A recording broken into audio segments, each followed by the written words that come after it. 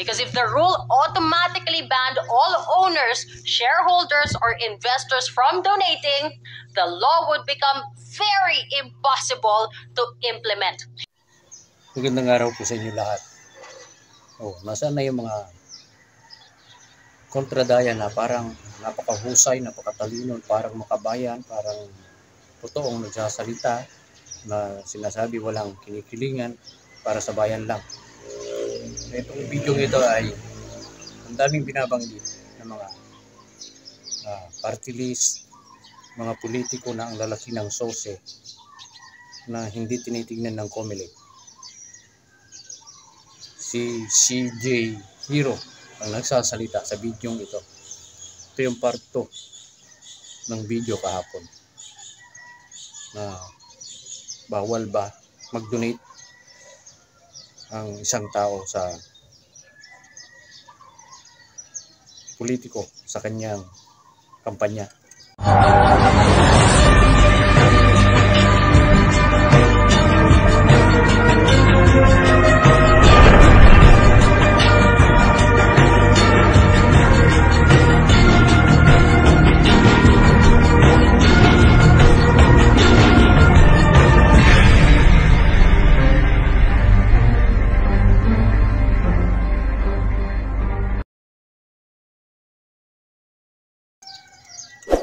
Kasi pinag-iinitan lang ninyo Senador Dandy Marcoleta. Ito, panoorin po natin yung part 2. Credible siyang panoorin. CJ Hero sa PGMN. Tara, sabay-sabay. Pero bago yan ay gusto kong magpasalamat sa lahat po ng nanonood. Kumusta po kayo lahat? Yung mga kondyan, basher, kumusta rin kayo? Manood din kayo, mag-comment. Gisingin natin ang COMELEC at yung mga nagsasabing kontradaya. Hindi yung isang tao lang ang pinag-iinitan. Let's go. Company bagged 76 flood control projects worth 6.77 billion pesos among many others. So what? We'll just ignore all of that. Any person or company cannot donate if that company or person has an interest in a contract with government for construction or infrastructure projects. Bakit kayo gumagawa ng distinction na wala naman sa konstitusyon? Takot ba kayo kay Romualdez?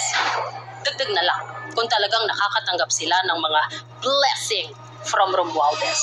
Allegedly.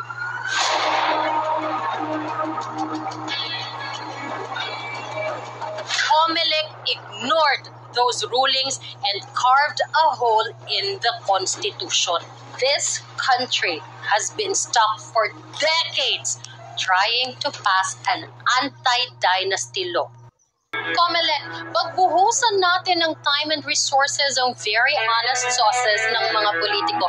Doon nga lang sa mga naka-upload sa COMELEC website mismo, ang dami-dami ng kaduda-duda Yung NUP, walang nakalagay dito na natanggap na donation. Liberal Party, 2.85 million pesos ang tinanggap na cash contribution. Ang total na ginastos, 2.85 million pesos. Talo pa sila ng Kabataan Party List, 3.5 million pesos ang natanggap na cash donation. Wag ka! Ang akbayan, walang natanggap na donation. Pero may ginastos na 18,188,000 pesos. But honestly speaking, is there really a 100% accurate and honest sauce? Now back to Escudero, Lupiano, and the 30 million peso donation. Is this true? Focusing on the 1%, parang halata kapag affected siya Kasi di ba, ang first time niya nagpa-press con na mukha siyang affected, no? Even if he will deny it, inom siya ng tubig noon. Ang problema ni Senator Chis, hindi niya yata alam Senate President siya, kaya siya nauna. Basta sinabi ko, totoo yan. And of course, we're talking about top campaign donors, which is, di ba, on the record yan So you can trace it. Sinong top campaign donors, sinong kumuha ng kontrata, at kung reasonable yan. At mas maingay pa sila sa mga totoong expert at sa mga taong totoong may alam. They feed an already exhausted public with half context and cleanly edited narratives because they thrive in a tired nation where people barely have time to verify anything. I come from the north of the country where our human development index is almost Southern Europe. But if you go to Mindanao, their human development index is sub-Saharan African level. And are just too fucking done with things because they are very easy to agitate even more. Public servants owe the Filipino people better than that. And more than ever, honesty from our institutions matter.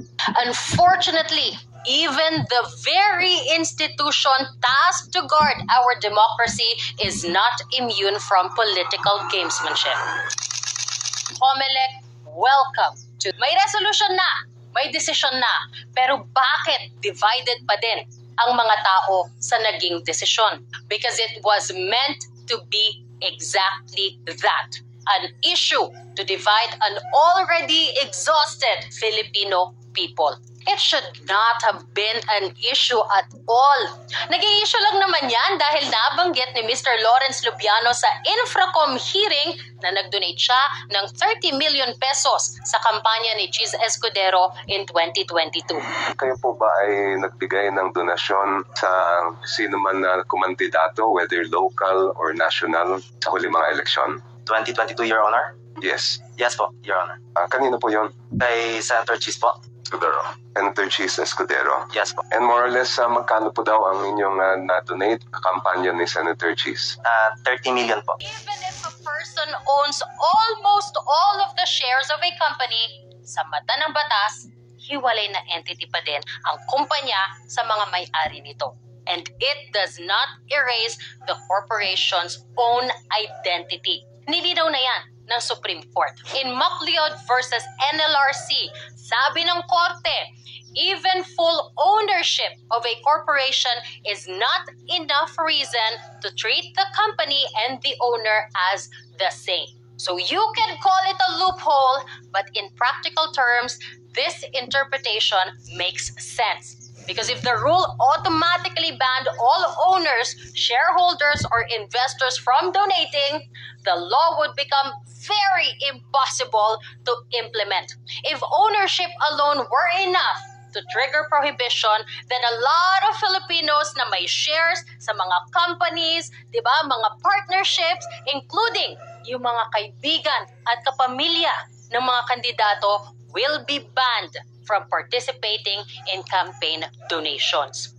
And that would be unworkable and unreasonable. Magsisinungaling na lang silang lahat. It's just surprising that in the case of Lubiano and Escudero, COMELEC actually went down the path it did and made this bigger than it actually is. Nag-alat ng resources para sakyan ang narrative na ito, even though they know that not only is this not bawal per se, almost everyone also does it. Even though may mga mas mahalaga at urgent na matters na dapat nilang pagtuunan ng pansin or pag-aralan. Whether or not Centerways eventually bagged contracts dahil sa donation na yan ni Lubiano in 2022 is immaterial here. Wala sa mandato ng COMELEC na imbestigahan yan, especially not 3 years after the donation was done. Trabaho yan ng Ombudsman, ng COA, ng DOJ o ng NBI, hindi ng COMELEC.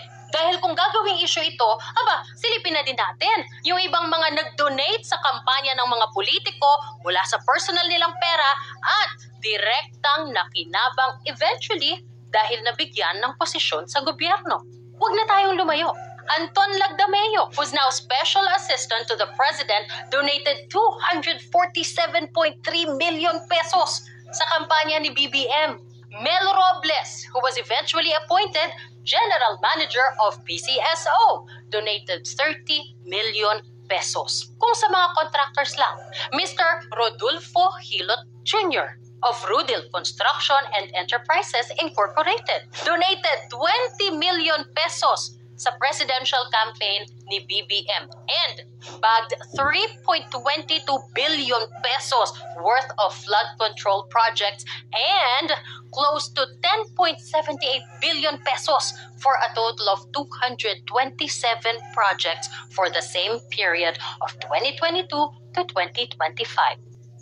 Jonathan Quirante of Quirante Construction donated 1 million pesos to BBM's presidential campaign. Between 2022 and 2025, his company bagged 76 flood control projects worth 6.77 billion pesos and an overall total of 185 projects worth 12.58 billion pesos. Jonathan is the nephew of Mr. Alan Quirante of QM Builders na kasama sa top 5 flood control contractors. For comparison, ang 888 na nasa top 15 list ni BBM may total flood control projects worth 6.38 billion pesos between 2022 to 2025 and a total of 9.67 billion pesos para sa lahat ng mga kontrata nila. Mas malaki pa ang nakuha ng Quirante Construction kaysa sa 888 pero wala sa top 15. And that, of course, is a whole different matter and it's up to you what conclusion to draw from that. I'm just presenting numbers I got from the DPWH database. But, like I said, if you are to look into one case, you should be willing to look into others. Otherwise, you cannot blame us if isipin namin na talagang politically motivated ang inquiry na ito. Not only is there nothing legally stopping Escudero's team from accepting the donation, he also declared it in his Statement of Contributions and Expenditures o SOSE. Doon pa lang, natanggal na yung element ng mali siya sa pagtanggap ng donation. I know it is in the mandate of COMELEC na i-check yung katotohanan ng mga declaration ng mga kandidato sa SOSE nila. But honestly speaking, is there really a 100% accurate and honest SOSE? Doon nga lang sa mga naka-upload sa COMELEC website mismo, ang dami-dami ng kaduda-duda eh. Yung NUP, backed by Ricky Razon, 92,864 ang declared na gastos na napunta sa rent ng headquarters. Walang nakalagay dito na natanggap na donation. Sino ba? Ang mga officers ng NUP. Ronaldo Puno, Romeo Aco, and Crispin Boying Remulla na ngayon ay ating ombudsman. I mean, baka naman, di ba, may attachment na kasama yung SOSE na yan. I don't know. This is just what's on the website of COMELEC at pinapakita ko lang kung ano yung nakuha natin. Liberal Party, 2.85 million pesos ang tinanggap na cash contribution. 12,500 pesos in kind. Ang total na ginastos, 2.85 million pesos. Kiko Pangilinan sa Senado, mamamayang liberal sa Kongreso. Amazing! Talo pa sila ng Kabataan Party List. 3.5 million pesos ang natanggap na cash donation. Diba? Wag ka! Ang Akbayan, founded by the most reputable political analyst today, ang napakagwapong si Ronald Llamas, listed here as a political party, not a party list, walang natanggap na donation. Pero may ginastos na 18,188,000 pesos. Again, ito lang ang naka-upload sa COMELEC website. Baka naman may mga attachment pa yan na hindi natin alam. But I don't see why it won't get reflected here. Yung mga donation na natanggap nila. But at this point, who even cares anymore? Noong 2010 nga, may nalista silang donor na patay na. Tapos may barangay chairman daw na nag-donate ng 500,000 pesos. Really? Na-question ba sila? No? Naparusahan ba sila? Another no? And I'm not saying dahil backer nila that time ang Aquino family, but I will say na backer nila that time ang Aquino family. Again, who cares anymore if these people lie on their SOSE? Of course, we want them to be honest, but are they really? Even the holiest of them all sa Senado ngayon, one of their founders, yung pinakawalang bahid ng korupsyon at pagsisinungaling o paglilinlang, si Risa Hontiveros, has filed a questionable SOSE maybe at least once in her life. And it was reported in detail by no less than PCIJ. In 2009 daw, she declared a net worth of 4.9 million pesos with only 140,000 pesos in cash at may utang o bayarin worth 7 million pesos. In 2010, nung tumakbo siyang senador, she said she spent 2.4 million of her own money sa kampanya niya. So, ibig sabihin, 2.5 million pesos na lang dapat ang net worth niya. Between 2010 and 2012, sabi ng PCIJ, she had no documented full-time employment or steps 9 daw. She declared if these people lie on their SOSE. Of course, we want them to be honest, but are they really? Even the holiest of them all sa Senado ngayon, one of their founders, yung pinakawalang bahid ng korupsyon,